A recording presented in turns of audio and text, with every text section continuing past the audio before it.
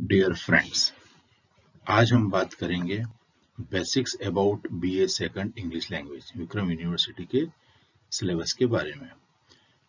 तो आप लोगों को एक बात ध्यान रखना चाहिए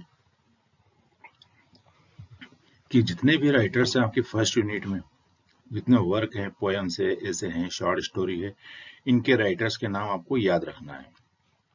सीसी हो या कोई भी एग्जाम यूनिवर्सिटी की, राइटर्स के नाम जरूर पूछे जाते हैं। तो जैसे आपकी पहली पोएम है ट्री, तो क्वेश्चन होगा who wrote the poem tree, तो इसका आंसर होगा टीना मॉरिस। फिर से रिपीट करता हूं, who wrote the poem tree, तो ट्री के राइटर हैं, आंसर होगा टीना मॉरिस। इसमें आपको स्पेलिंग का ध्यान रखना है। टीना की स्पेलिंग होगी TINA, मॉरिस की MORRIS। अगली पोएम है आपकी नाइट ऑफ द स्कॉर्पियन, तो क्वेश्चन होगा who wrote the poem night of the scorpion, तो इसका आंसर होगा निसीम एजेक्विल। स्पेलिंग याद रखें, एग्जाम में आंसर लिखते समय आपको हर वर्ड की स्पेलिंग याद होनी चाहिए। तो फिर से देख लें, क्वेश्चन आएगा एग्जाम में who wrote the poem night of the scorpion, तो इसका आंसर होगा निसीम एजेक्विल। फिर आपका तीसरा लेसन है ईदगाह, तो क्वेश्चन पूछा जाएगा who wrote the short story Idgah, यह एक शॉर्ट स्टोरी है, तो इसका आंसर होगा प्रेमचंद। तो प्रेमचंद जी ने इसको लिखा है। अगला question, who wrote the essay letter to God, who wrote the essay letter to God, तो इसका आंसर होगा GL स्वेंते। तो लेटर टू गॉड जो आपका लेसन है 4th नंबर का, उसके राइटर हैं GL स्वेंते। अगला आपका लेसन है माय बैंक अकाउंट, यह एक ऐसे के रूप में है, तो इसका क्वेश्चन पूछा जाएगा एग्जाम में हु रोड द ऐसे my bank account, who wrote the ऐसे माय बैंक अकाउंट, तो इसका आंसर होगा स्टीफन लिकॉक। फिर से रिपीट करता हूं, हु रोड द ऐसे माय बैंक अकाउंट, तो इसका आंसर होगा स्टीफन लिकॉक। अगला क्वेश्चन, या आप ये कहिए, पहले आप जो लास्ट लेसन है उसका नाम है God sees the truth but weds, God sees the truth but weds, ये आपका एक ऐसे है। इसके क्वेश्चन, इसका राइटर पूछा जाएगा, क्वेश्चन होगा हु रोड द ऐसे God sees but truth but weds, answer होगा लियो टॉलस्टॉय।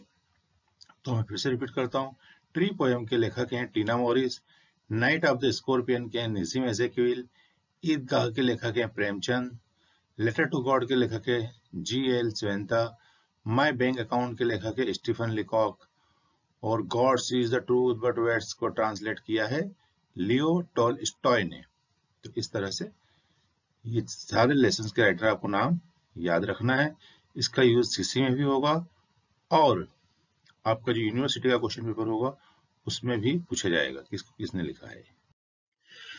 तो फ्रेंड्स, आपको इंग्लिश लैंग्वेज के पेपर में सबसे इंपॉर्टेंट ग्रामेटिकल पोर्शन में पूछी जाती है वर्ब की फॉर्म्स, क्योंकि जितने भी सेंटेंस होते हैं उनमें कंपलसरी वर्ब होती ही है। तो जो भी आप सेंटेंस बनाते हैं वह किस टेंस में बना है ये डिपेंड करता है वर्ब पर। तो हर वर्ब के 3 फॉर्म्स होते हैं, फर्स्ट फॉर्म, सेकंड फॉर्म और थर्ड फॉर्म। जैसे एग्जांपल के लिए गो, वेंट, गॉन, तो गो वर्ब का फर्स्ट फॉर्म है, वेंट वर्ब का सेकंड फॉर्म है और गॉन वर्ब का थर्ड फॉर्म है। अगला वर्ड है राइट, WRIT, राइट का सेकंड फॉर्म होगा रोट और थर्ड फॉर्म होगा रिटन। प्ले, प्ले का सेकंड फॉर्म प्लेड और थर्ड प्लेड। स्पीक, स्पीक का सेकंड फॉर्म होगा स्पोक और थर्ड होगा स्पोकन। तो आप इनको इस तरह से बचपन में अपने याद किए होंगे, एक बार फिर रिवाइज कर सकते हैं। हर ग्रामर में 150 से 200 वर्ब होती हैं जिनका आप रिवीजन कर सकते हैं और अपने इंग्लिश को बेहतर कर सकते हैं। फिर से मैं रिपीट कर देता हूँ, first second third form, go went gone, right road return, play played played, speak spoken, spoke spoken. अब क्या होता है कि इनके यूज भी आपको पता होना चाहिए। वर्ब का फर्स्ट फॉर्म यूज होता है प्रेजेंट टेंस में, वर्ब का सेकंड फॉर्म यूज होता है पास्ट टेंस में, और वर्ब का जो थर्ड फॉर्म है वह यूज होता है या तो परफेक्ट में या पैसिव वॉइस में, या तो परफेक्ट में या पैसिव वॉइस में। एग्जांपल मैं आपके सामने दे रहा हूं, जैसे verb first used to make present, तो वर्ब फर्स्ट का उपयोग प्रेजेंट बनाने के लिए किया जाता है, प्रेजेंट टेंस के लिए किया जाता है। एग्जांपल आपके सामने है, I go to market, I go to market, तो आई सब्जेक्ट है, गो वर्ब का फर्स्ट फॉर्म है, इसलिए यह प्रेजेंट टेंस में हुआ। Verb first used to make present tense, I go to market, तो यहाँ पर गो वर्ब के फर्स्ट फॉर्म प्रेजेंट टेंस को दर्शा रही है। आइए अब हम एग्जांपल लेते हैं। Verb second used to make past tense, तो वर्ब सेकंड का उपयोग पास्ट टेंस बनाने के लिए किया जाता है। Example I went to market, तो यहाँ पर जो वेंट वर्ब है वह पास्ट टेंस को दर्शा रही है कि यह वाक्य पास्ट टेंस का है। तो जब भी आपको पास्ट टेंस वाक्य बनाना हो तो सब्जेक्ट के बाद आने वाली वर्ब सेकंड फॉर्म में होनी चाहिए। चलिए वर्ब थर्ड का उपयोग होता है यूज टू मेक परफेक्ट और पैसिव वॉइस। तो वर्ब थर्ड का उपयोग हम परफेक्ट पैसिव वॉइस के लिए करते हैं। एग्जाम्पल आपके सामने है, I have gone to market, I have gone to market, तो ये देखिए गॉन का यूज हुआ है, बट किसके बाद हुआ है, हैव के बाद, तो ये क्या हुआ, परफेक्ट हुआ। जैसे प्रेजेंट, हर टेंस के चार चार प्रकार होते हैं, प्रेजेंट के चार, पास्ट के चार, फ्यूचर के चार, तो जो उसका परफेक्ट काइंड होता है उसमें हमेशा वर्ब की थर्ड फॉर्म का यूज होता है, चाहे हैव, हैज या हैड या विल हैव, उसके बाद वर्ब की थर्ड फॉर्म। तो एग्जांपल आपके सामने, I have gone to market. तो फिर से याद रखिए, वर्ब थर्ड का उपयोग सिर्फ और सिर्फ परफेक्ट या पैसिव वॉइस के लिए किया जाता है। तो ये एग्जांपल हो गया I have gone to market perfect का, और लेटर इज रिटन एग्जांपल हो गया पैसिव वॉइस का। चलिए तो आपको समझ में आ गया होगा कि हम वर्ब फर्स्ट का उपयोग प्रेजेंट टेंस के लिए करते हैं, वर्ब सेकंड का उपयोग पास्ट टेंस के लिए करते हैं, और वर्ब थर्ड का उपयोग परफेक्ट या पैसिव वॉइस के लिए करते हैं। एक बार माइंड सेट कर लीजिए, देख लीजिए। I give you 1 minute to think about.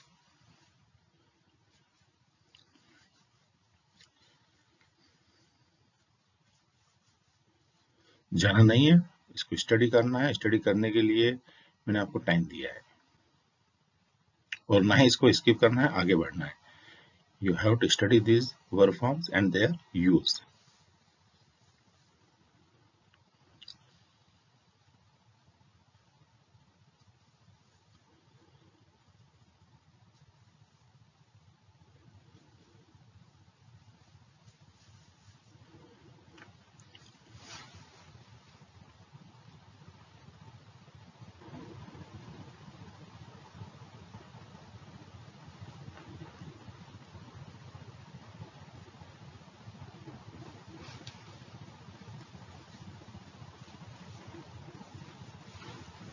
चलिए आगे बढ़ते हैं। अब हम बात कर लेते हैं आर्टिकल्स की। इंग्लिश में आर्टिकल सबसे इंपॉर्टेंट है। जब भी आप कोई सेंटेंस बनाते हैं तो उसमें आर्टिकल जरूर होता है। सिंपल सेंटेंस जैसे दिस इज ए बुक, तो ए क्या हो गया, article. This is an elephant, तो एन क्या हो गया, article. This is the book, यह वही किताब है, द क्या हो गया, आर्टिकल। इस तरह से इंग्लिश में 3 आर्टिकल होते हैं, ए, एन और द। फिर से दोहरा देता हूं, आर्टिकल 3 होते हैं, ये हमेशा नाउन के पहले लगते हैं। ए और एन का उपयोग सिंगुलर को दर्शाने के लिए, और द का उपयोग किसी चीज को विशेष बनाने के लिए या प्लूरल के पहले। तो आर्टिकल, इन 3 आर्टिकल्स को 2 पार्ट में डिवाइड किया गया है। ए और एन को इनडेफिनेट आर्टिकल कहा गया है, और द को डेफिनेट आर्टिकल। जो चीज अनिश्चित होती है कि यह एक पेन है, कौन सा पेन नहीं मालूम, यह एक पेन है, this is a pen. But जब हमको यह कहना हो कि यह वही पेन है, तो जिस कंडीशन में हमने हिंदी में वही का उपयोग किया है, उसी कंडीशन में हम इंग्लिश में द का उपयोग करते हैं। दिस इज द पेन, यह वही लड़की है। शी इज द गर्ल, यह वही लड़का है। ही इज द बॉय, यह वही शहर है। दिस इज द सिटी, यह वही मोबाइल है। This is the mobile. तो जब भी किसी नाउन को आपको पर्टिकुलर बनाना हो तो उसके पहले आर्टिकल द का उपयोग कीजिए, और अगर वो अनिश्चित हो, पहले से किसी विशेष नहीं दर्शाना हो और सिंगुलर हो, तो उसके पहले ए और एन का उपयोग कीजिए। This is a pen, this is an apple. तो ये तो आपको मैंने बता ही चुका हूँ, ये आपको पता ही होता है, बचपन से आप लोगों को स्टडी करते आ रहे हैं। ए का उपयोग कॉन्सोनेंट साउंड के पहले होता है, a book, a table, a chair. और एन का उपयोग वावल साउंड के पहले होता है, an elephant, an engine, an umbrella, इस तरह से। Again I give you 30 second to study about articles, what is written before you. जो आपके सामने लिखा है उसको मैं पढ़ने के लिए आपको 30 सेकंड्स दे रहा हूँ। स्टडी।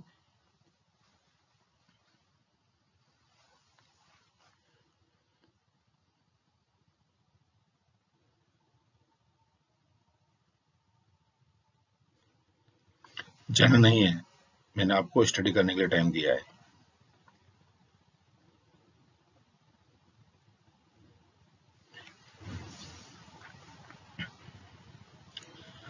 तो अभी मैंने आपको समझाया है कि आर्टिकल 3 होते हैं, ए, एन और द, और ए और एन इनडेफिनिट आर्टिकल है, द डेफिनिट आर्टिकल है।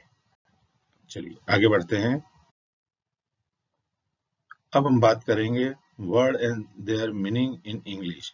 इंग्लिश में कुछ वर्ड्स हैं जो एग्जाम में पूछे जाते हैं, सीसी में पूछे जाते हैं। कुछ वर्ड्स दिए जाते हैं और कहा जाता है इनका मीनिंग बताइए, बट मीनिंग आपको इंग्लिश में बनाना होता है, ठीक है। जैसे सिनोनिम में पूछा जाता है, एंटोनिम में पूछा जाता है, और केवल सिर्फ वर्ड्स के मीनिंग भी पूछे जाते हैं। तो पहला वर्ड आपके सामने है गिव अप। एग्जाम में आपसे पूछा जाएगा what is the meaning of give up, तो आपको इसका आंसर देना है क्विट। क्विट का मतलब, देखो गिव अप का अर्थ होता है छोड़ना, और क्विट का मतलब भी होता है छोड़ना। तो जब गिव अप का इंग्लिश मीनिंग लिखेंगे तो छोड़ना की वजह इंग्लिश में क्या लिखेंगे, क्विट।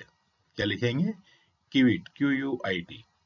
अगला वर्ड लीव। अगर आपसे एग्जाम में ये कहा जाए कि लीव का इंग्लिश मीनिंग लिखिए, what is the meaning of leave, तो लीव का हिंदी अर्थ भी छोड़ना होता है, त्यागना होता है।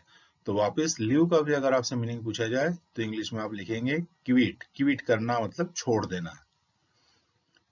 कभी आपसे एग्जाम में पूछा जाता है सीक, SICK, सीक का मीनिंग लिखिए, what is the meaning of sick, तो इसका आपको इंग्लिश टू इंग्लिश लिखना है। वैसे तो बीमार होता है, बट बीमार के लिए दूसरा वर्ड क्या है हमारे पास, इल, तो एग्जाम में हम लिखेंगे ILL, इल।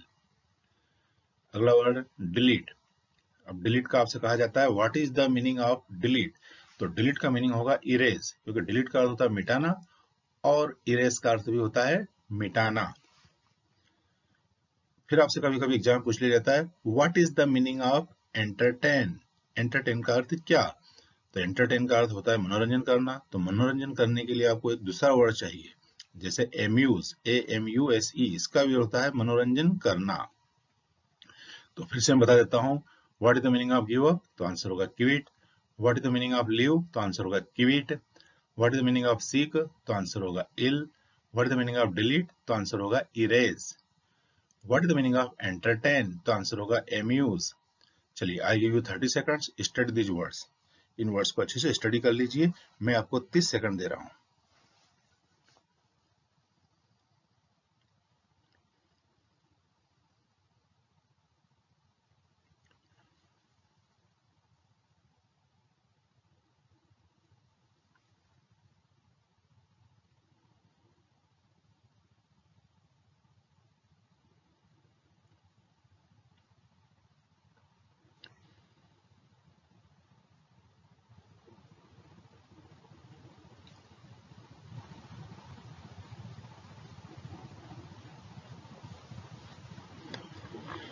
तो ऐसे हजारों लाखों वर्ड्स हैं डिक्शनरी में, किताबों में, उनको आप पढ़िए और इनके अर्थ हिंदी में भी जानिए और इंग्लिश में भी जानने का प्रयास कीजिए। चलिए आगे बढ़ते हैं। अब कुछ और बेसिक्स मैं आपको बताता हूँ इंग्लिश लैंग्वेज के, जो आपके BA सेकंड ईयर में व उसके ये हर क्लास के अंदर होते हैं, पर ये एग्जाम में भी पूछे जाते हैं, CC में भी पूछे जाते हैं। तो पहला एग्जाम्पल हम लेते हैं। आपसे क्वेश्चन कहा गया है write some sentences on any topic, किसी भी टॉपिक पर कुछ सेंटेंसेस लिखिए। वह टॉपिक कुछ भी हो सकता है, my college, my school, my city, my village, Taj Mahal, economy, about India, Delhi, कोई भी टॉपिक हो सकता है। उसके ऊपर आपको कुछ सेंटेंसेस लिखना है या दर्शाना है कि मैंने इतने सालों में कुछ वाक्य बनाना सीख लिए हैं। तो जब भी आप कोई सेंटेंस बनाएं, तो सब जब भी आप स्टार्ट करें तो उसका फर्स्ट लेटर कैपिटल, कोई नाम आता है तो उसका फर्स्ट लेटर कैपिटल हर वर्ड का, तो आपको फुल स्टॉप सही जगह पर लगाना है, कॉमा सही जगह पर लगाना है। यही चीज चेक करने के लिए आप लोगों से कुछ सेंटेंस लिखने के लिए कहा जाता है। चलिए आगे बढ़ते हैं। जैसे आपसे कहा गया write some sentence on any topic, तो अपन एक टॉपिक लेते हैं जैसे कॉलेज। अब कॉलेज के बारे में आपको कुछ सेंटेंस लिखना है, तो स्टार्टिंग ऐसे करेंगे, बहुत ज्यादा टिपिकल नहीं, बहुत आसान तरीके से लिखने की, बोलने की कोशिश करना है। जैसे एक एग्जांपल के लिए कॉलेज, एक टॉपिक लेते हैं college. My college name is government college Baroda. There are many students in my college, तो पहले कॉलेज में हमने अपने कॉलेज का नाम बता दिया है। दूसरा सेंटेंस में हमने ये बताया है कि मेरे कॉलेज में बहुत सारे विद्यार्थी हैं। ये हमको अगर इंग्लिश में बताना हो तो हम इंग्लिश में कहेंगे there are many students in my college. फिर कई बार हमको ये बताना होता है कि उसकी प्रिंसिपल कौन है, तो इसका यह भी आप लिखने की कोशिश कीजिए, doctor Vandana Sharma is principle of my college. तो सही जगह पर आप इज लगाते हैं। प्रिंसिपल एक पोस्ट है तो फर्स्ट लेटर कैपिटल, नाम है डॉक्टर तो डी कैपिटल, वंदना का वी कैपिटल, शर्मा का एस कैपिटल। इन चीजों का आपको राइटिंग में विशेष ध्यान रखना है। जब भी आप कोई टॉपिक लिखे, बोले 4 सेंटेंस लिखे या 40 लिखे, आपको कैपिटल लेटर का विशेष ध्यान रखना है, फुल स्टॉप लगाने का विशेष ध्यान रखना है। अगला है आपको ये बताना हो कि मेरा कॉलेज कहाँ है। मेरा कॉलेज खजूरी में है तो इसका इंग्लिश होगा माई कॉलेज इज एट खजूरी। फिर आपको बताना है कि मेरा कॉलेज अभी अभी बना है, वो नया कॉलेज है, ज्यादा साल नहीं हुए, तो my college is new college, मतलब इसको बने हुए भी कुछ साल, 1-2 साल ही हुए हैं, 3-4 साल ही हुए हैं। मैं मेरे कॉलेज से बहुत प्यार करता हूँ। आपकी किसी फीलिंग से कि मुझे मेरा कॉलेज बहुत अच्छा लगता है, तो आप उसको इंग्लिश में कहने की कोशिश कीजिए, आई लव माई कॉलेज। आप फ्री हैं, टॉपिक पर कुछ भी लिखने के लिए कोई बंदिश नहीं होती है, पर होना चाहिए सिर्फ कॉलेज पर, किसी और चीज की हमको बात नहीं करना है। अगर आप अपने कॉलेज को लव करते हैं, लाइक करते हैं, तो वो भी लिख दीजिए, I like my college, I love my college. अगर आपको ये कहना हो कि मेरे कॉलेज में सभी टीचर्स बहुत अच्छे हैं, तो आप इंग्लिश में कह सकते हैं, all teachers are very good in my college, all teachers are very good in my college. तो इस तरह से आप लिखने का प्रयास कर सकते हैं, बोलने का प्रयास कर सकते हैं, प्रैक्टिस चाहिए। चलिए, तो अब आपका समय स्टार्ट होता है। मैं आपको 30 सेकंड या 1 मिनट दे रहा हूँ। इन सेंटेंसेस को समझने की कोशिश कीजिए और इसी तरह से जो टॉपिक एग्जाम में दिए जाते हैं, सीसी में दिए जाते हैं, उन पर लिखने का प्रयास कीजिए। आप प्रयास बहुत अच्छे से होना चाहिए। Okay, now you can start to study this sentences. और मैं आपको 1 मिनट दे रहा हूँ, इन सेंटेंसेस को माइंड में सेट कर लीजिए। जाना नहीं और ना ही स्किप करना है।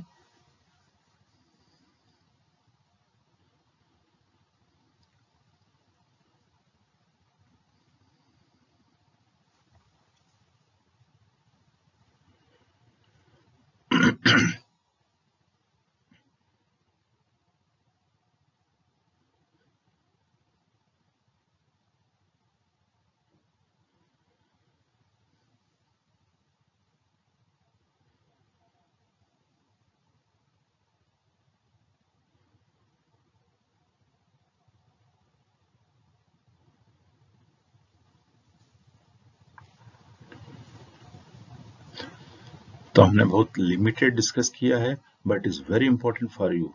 जो आज हमने डिस्कस किया है आप लोगों के बहुत इंपॉर्टेंट है। और इसी तरह से आप जो भी लेसन हैं उनकी समरी स्टडी कीजिए, उनके क्वेश्चन आंसर तैयार कीजिए, ज़्यादा से ज़्यादा उन पर जानने की कोशिश कीजिए, ताकि आपको एग्जाम में अच्छे से अच्छे मार्क्स मिल सकें, सीसी में अच्छे से अच्छे मार्क्स मिल सकें। तो अब यहीं हम स्टॉप करते हैं। Thank you very much.